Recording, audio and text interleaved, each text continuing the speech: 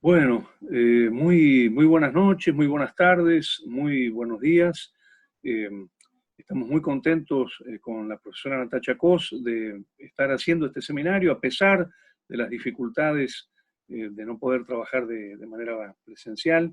Realmente estamos muy contentos de estar dictando un PST, porque tiene mucho que ver con esta idea del trabajo en campo, el trabajo en territorio, el trabajo institucional y muy especialmente contentos por trabajar sobre el tema del espectador desde estos tres ángulos, ¿no? Que son el ángulo de la historia, de la teoría y eh, y de la gestión. En principio, ustedes ya habrán visto que semana a semana estamos tratando de abrir camino por esos tres lugares. Estaría el plano de la teoría con las primeras fichas teóricas que mandamos. Eh, Estaría luego el plano de la historia con, por ejemplo, la ficha de Máximo Brioso Sánchez sobre la historia del teatro del espectador en Grecia. Y estaría luego ahora, la que acabamos de mandar, hoy es lunes 27, este video se está produciendo, este primer video se está produciendo en lo que sería nuestra tercera clase. Eh, Acabamos de mandar todos los materiales de reflexión sobre las escuelas de espectadores que se publicaron en un dossier en el año 2017 en la revista Paso de Gato de México. Ahora, me gustaría, para no hacerlo tan largo, pero por supuesto es muy útil que ustedes nos estén mandando observaciones, comentarios, sugerencias y muy especialmente discusiones de producción de pensamiento en torno a las categorías que estamos trabajando. Me gustaría atender algunas dudas en particular. Digamos que la primera duda que yo les propondría, como va a ser una herramienta que estamos trabajando permanentemente, es la consulta en torno del metadiario. ¿Qué sería un metadiario? Digamos, sería una suerte de diario de la propia lectura, tomar conciencia sobre cómo estamos leyendo, cómo estamos produciendo, digamos, conexión con ese texto, cómo ese texto nos está generando determinadas, eh, digamos, implicancias y determinadas estimulaciones, y especialmente desde qué lugar estamos recibiendo ese texto en las coordenadas de la propia territorialidad en el momento en que lo estamos leyendo. Es decir, que no tenemos estrictamente una forma de contestar un metadiario. Ese metadiario incluso ustedes lo podrían hacer filmándose y colgando el videíto de esa filmación. O podrían hacerlo de manera artística, con un collage. Digamos, lo que nos interesa es encontrar un ejercicio que con distintas formas discursivas los haga reflexionar sobre la manera de leer, sobre la forma en que ustedes se están relacionando con los materiales de lectura.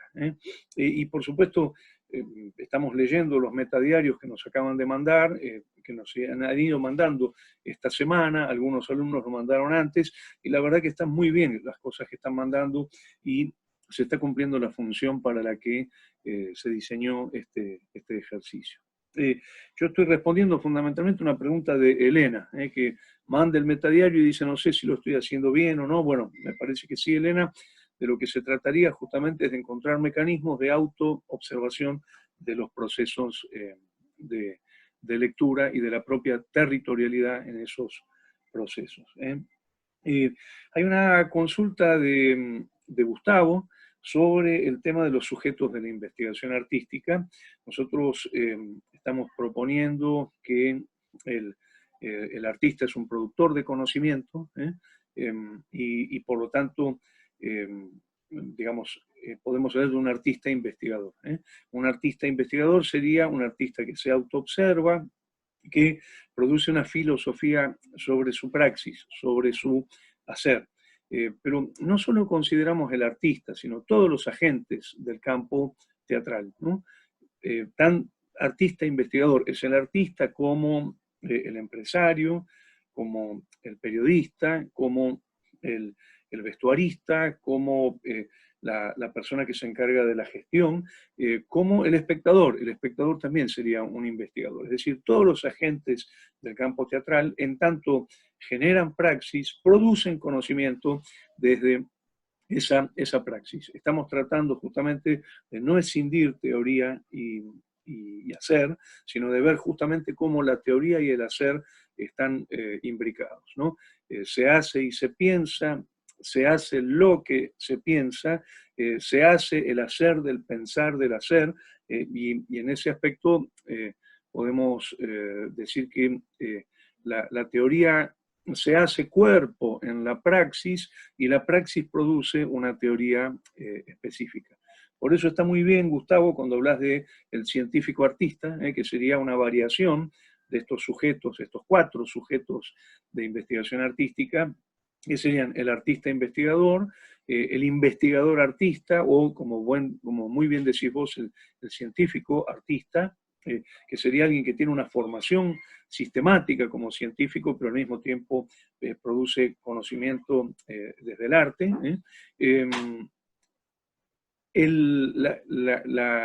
La tercera forma sería el acuerdo entre el artista y el investigador, y finalmente lo que llamamos el investigador participativo, que no sería un investigador alejado del campo, sino que coloca el laboratorio en el campo. Esto tiene mucho que ver con una reflexión sobre las propias prácticas como investigador. Cuando yo empecé a hacer investigación teatral, hablo de hace ya unos montón, más de 30 y pico de años, yo creo que son ya 37, 38, 39 años aproximadamente de trabajo en investigación. Yo lo que observaba es que todavía existía un paradigma positivista, que era que no hay que ir al teatro porque hay que esperar a que pase el acontecimiento, tomar distancia y poder observar las cosas a distancia. En realidad, nosotros decíamos, no, hay que ir mucho al teatro, hay que conectarse con lo que está pasando, hay que dialogar con los artistas, hay que discutir con ellos, hay que conectarse con las tensiones del campo, incidir en el campo, ya sea, por ejemplo, en mi caso, como gestor, como periodista, como comunicador. Y de esa manera apareció lo que llamaríamos un modelo de investigador participativo. Algo que al principio la universidad no veía bien. Hace muchos años ese investigador participativo era visto como una especie de sapo de otro pozo, ¿no? Era, a ver, para el periodismo era el investigador, pero para los investigadores era el periodista, una cosa muy rara.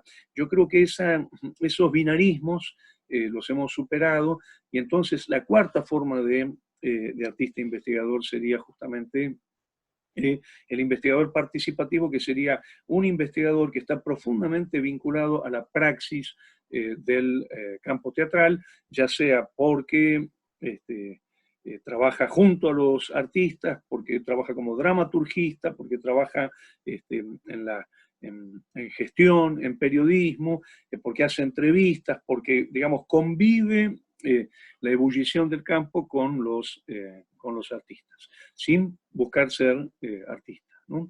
Entonces, está muy bien, Gustavo, cuando decís científico-artista, sería una variación posible de lo que llamamos investigador-artista, ¿no? Bueno, muchos de ustedes trabajan esta idea de la duda respecto de teatralidad, teatro y transteatralización. Es muy importante en ese sentido pensar que estamos hablando desde la filosofía del teatro, ¿no? No estamos hablando desde una base semiótica o desde una base sociológica, sino desde la pregunta por la filosofía, en tanto el teatro como acontecimiento, como algo que pasa, como algo que sucede, como algo que existe en tanto acontece, y si no acontece, no existe. Y entonces lo que nosotros decíamos es que el acontecimiento teatral se caracterizaría por 3 subacontecimientos concatenados, que son el acontecimiento de la reunión, el convivio, el acontecimiento de la producción de poiesis corporal dentro del convivio y el acontecimiento de expectación, ¿no? Decíamos que todos esos elementos generan una zona de experiencia, una zona de subjetivación, donde ya no podemos calcular bien si estamos percibiendo convivio, poiesis, o estamos expectando, o estamos haciendo todo al mismo tiempo, ¿no? La zona de acontecimiento teatral tiene un espesor, digamos, ¿no? Entonces, cuando nosotros analizamos esa singularidad de acontecimiento, vemos que ni el convivio ni la expectación son una creación original del teatro. Que en realidad esas prácticas, las prácticas conviviales y las prácticas expectatoriales, ya estaban digamos, en las prácticas humanas antes de la aparición del teatro, que sería una construcción tardía, si pensamos en la historia de los orígenes de la humanidad. El convivio ya existía, por ejemplo, en las reuniones sociales, en las reuniones familiares, en el rito, en las prácticas políticas, en las conexiones comerciales, etc. Y al mismo tiempo, la expectación aparecía vinculada al concepto de organización de la mirada del otro. Podemos decir que desde el origen mismo de lo humano aparece una función fundamental que nosotros vamos a llamar de la teatralidad, que consistiría en la capacidad humana de organizarle la mirada al otro y dejarse organizar la mirada por el otro. Podemos decir que las ópticas políticas o políticas de la mirada son anteriores al teatro. Ya están en el rito, ya están en las prácticas políticas, están en las prácticas comerciales, están en todas las prácticas sociales. Digamos, alguien hace algo para organizarle la mirada al otro y el otro comienza a hacer algo para contestar esa organización de la mirada y proponer una alternativa o complementaria, ¿no?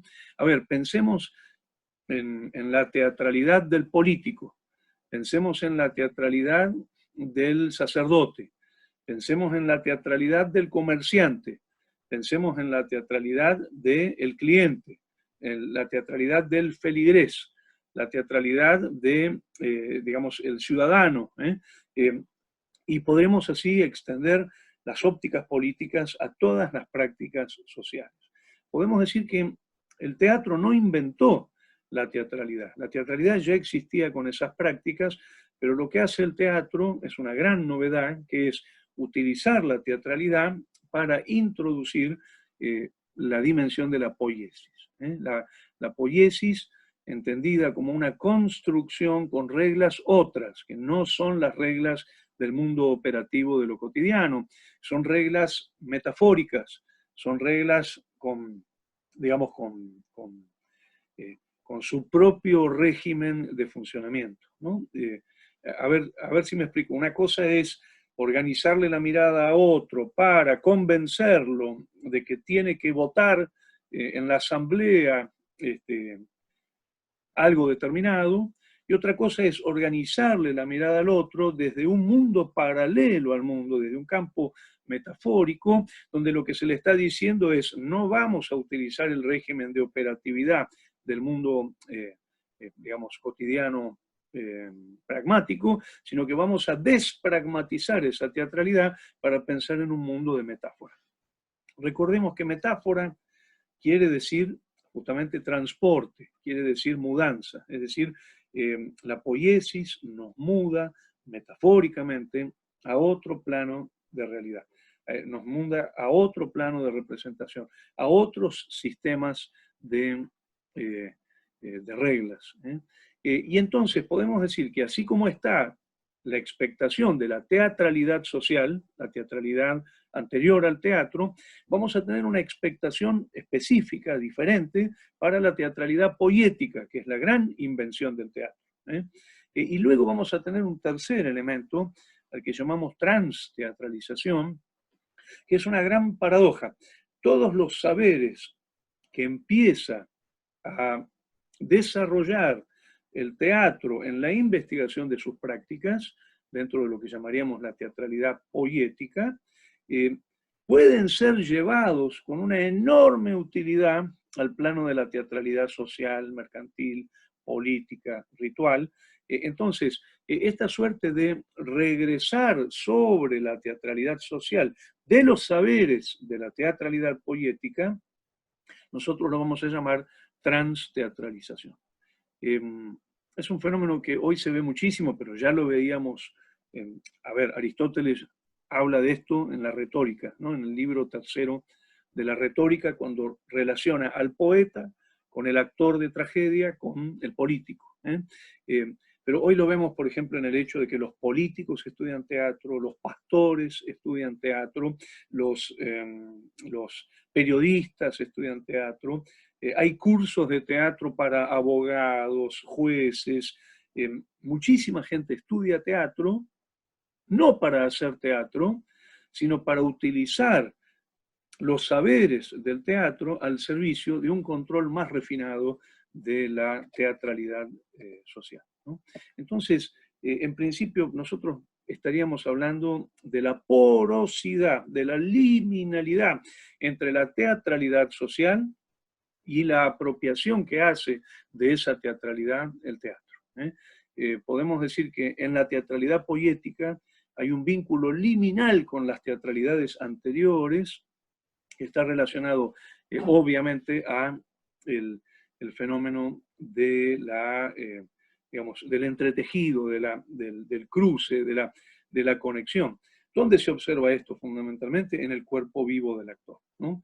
Ahí vemos un elemento muy claro. El cuerpo vivo del actor es, al mismo tiempo que el cuerpo vivo de desempeño social, es el cuerpo que va a generar la poiesis. Ahí hay una zona de liminalidad, ahí hay una zona de frontera, de pérdida del límite, una zona de contacto, de conexión entre campos ontológicos diferentes, ¿no? Bueno, y en relación entonces a esto vamos a observar un espectador del teatro, un espectador de la teatralidad social y un espectador de la transteatralización porosamente conectados entre sí. No vamos a poder nunca separar del todo los fenómenos de la transteatralización, la teatralidad social y el teatro o teatralidad poética. Están porosamente conectados, están liminalmente conectados. Esto es lo que llamaríamos el problema de la liminalidad constitutiva del teatro. Es una liminalidad que está en el acontecimiento teatral, como dice Cartoon en el teatral. Bueno, para no hacerlo muy largo, pero me gustaría eh, poner el acento en algunas cuestiones que dice el artículo que publicamos en la revista La Escalera.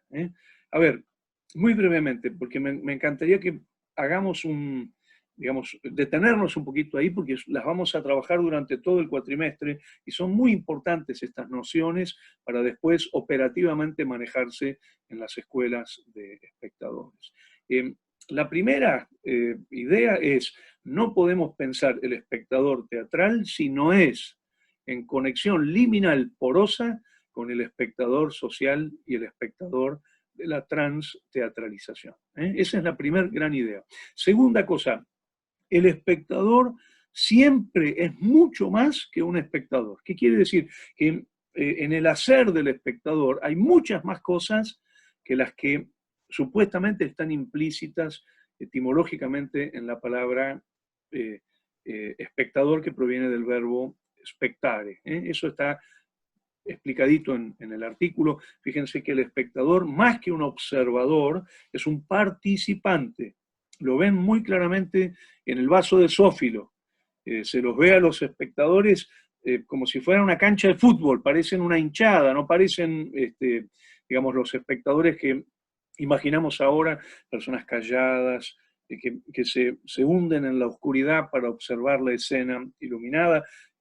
Recordemos lo que dice Máximo Brioso sobre Platón, el concepto de Platón de teatrocracia, en el libro Leyes, donde habla de los comportamientos saboteadores de los espectadores. Es decir, el espectador siempre fue mucho más que un espectador, el espectador fue un participante. Esto es lo mismo que dice la física cuántica hoy, John Wheeler, por ejemplo, respecto de la idea de observar el universo y participar en el universo desde la observación, ¿no?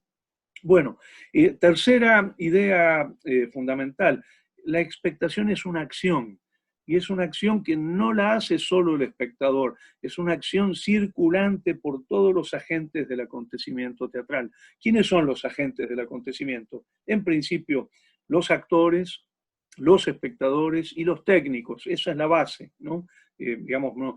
Y los que no pueden faltar son el actor y el espectador. Ahí necesitamos una base, digamos, con múltiples combinaciones, pero vamos a necesitar a alguien que accione, ¿no? Que lleve adelante la acción de producir poiesis y alguien que lleve adelante la acción de producir expectación.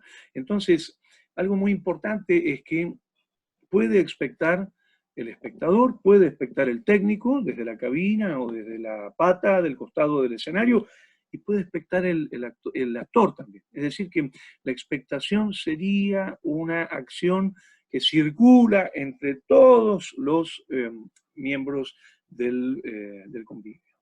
Bueno, hay otra idea fundamental, y es que no hemos tenido siempre el mismo tipo de espectador a lo largo de la historia, que podemos hablar de espectadores territorializados, y que no es lo mismo el espectador de la Grecia clásica, o el espectador del siglo de oro, o el espectador del siglo XVIII, o el espectador posmoderno.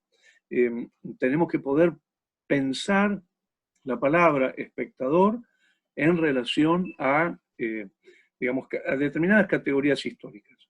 Y la mejor manera de hacer esto es conectando la palabra espectador, ya sea con un adjetivo que lo desambigua o con otro sustantivo. A ver, espectador ritual, espectador liminal, espectador crítico, espectador disidente, espectador postdramático. Es decir, no podemos englobar históricamente la misma categoría, porque, por ejemplo, en el siglo XVII y en el siglo XVI, en España, no existiría lo que nosotros llamaríamos hoy un espectador crítico, que va a aparecer con el ejercicio de los valores de la modernidad mucho después. Es decir, no es que había espectadores críticos ya en, por ejemplo, el siglo V antes de Cristo, sino que tenemos que pensar las categorías históricas desambiguando la palabra espectador con ciertos,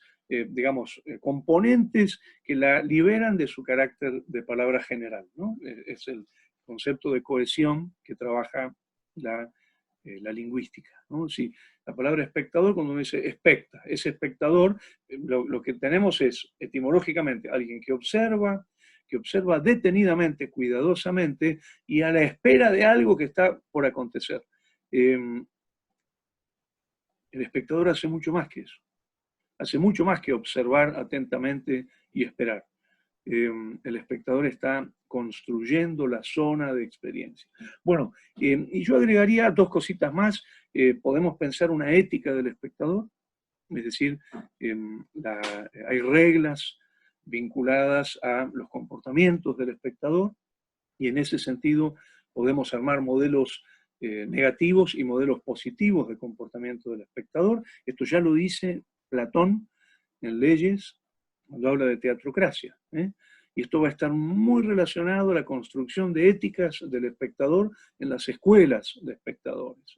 Bueno, y la última, no lo voy a desarrollar mucho porque va a haber una ficha la semana que viene, que es que necesitamos teóricamente distinguir por lo menos 6 tipos teóricos de espectador para poder incidir en una historia del espectador. Vamos a hablar de un espectador explícito, de un espectador implícito, de un espectador real, un espectador histórico, un espectador voluntario y finalmente un espectador abstracto. En ese sentido, vamos a ir trabajando estas nociones, y creo que una de las cosas más interesantes para nuestras monografías va a ser, por ejemplo, rastrear alguna de estas categorías en los textos de los grandes teatreros, no sé, García Lorca, Bertolt Brecht, que están hablando de los espectadores todo el tiempo. Bueno, voy a parar acá, si les parece, no quiero, además de todas las tareas, que tengan mucho tiempo para este visionado. Les pido por favor que vayan leyendo muy atentamente, integrando, que por favor suban sus materiales al campus, que nos manden al mismo tiempo por mail, por cualquier problema que podamos tener con el campus digital. Tenemos el blog también, y que nos manden sus consultas, sus observaciones, Ustedes saben que no vamos en principio, a trabajar con una conexión en vivo por problemas de conectividad múltiples, de la diversa realidad de todos nosotros, pero sí lo que vamos a hacer es, tal vez un poquito más adelante, hacer un Zoom entre todos para que podamos charlar un poquitito. Y termino diciendo, observen por favor cómo por la pandemia, por la cuarentena, el mundo se ha transformado en un gigantesco laboratorio de observación de la relevancia del convivio en nuestras vidas. ¿Por qué razón? Porque está prohibido en este momento, está restringido. No podemos salir a pasear, no podemos ir a las confiterías, no podemos ir al templo, a las canchas, no podemos ir a los teatros, obviamente. Entonces, creo que es muy interesante aprovechar este momento para observar cómo habíamos naturalizado la experiencia de lo convivial y ya no la percibíamos. Y ahora que aparece restringida, la percibimos y la anhelamos, porque creo que todos nosotros estamos deseando volver a nuestras prácticas conviviales cotidianas, incluido el teatro. Bueno, muchísimas gracias, espero que esto sirva. Cualquier duda nos escriben, ya saben, al campus y al blog y a el mail, siempre por favor con copia a la profesora Natacha Cos. Muchísimas gracias.